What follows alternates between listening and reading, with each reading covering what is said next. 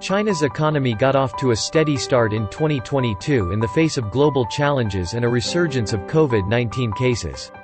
The country's GDP grew 4.8% year-on-year to 27.02 trillion yuan in the first 3 months. Experts across the world have said that China has the capacity to maintain a balance between epidemic control and economic and social development. Chinese government has previously been very careful to balance the economic and health requirements. The government has also come up with very enabling policies, including stimulus packages to support industry players, to ensure that production does not slow, to ensure that the industrial capacity of China is unhampered.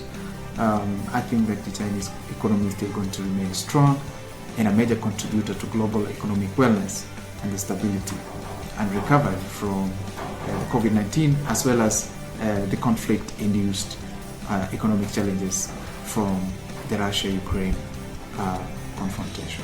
Pienso que China va a seguir ocupando un lugar central en la dinámica económica a nivel global. ¿Por qué?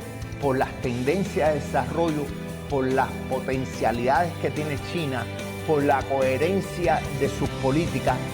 China cada vez va a ir ocupando un lugar más destacado en la evolución económica a escala internacional. At the beginning of the pandemic, China showed that it was the country with the most significant capacity to mobilize the public and the private sectors to act together. China's growth is directly proportional to improve the world business environment. China has been the economic engine of the world for some time now.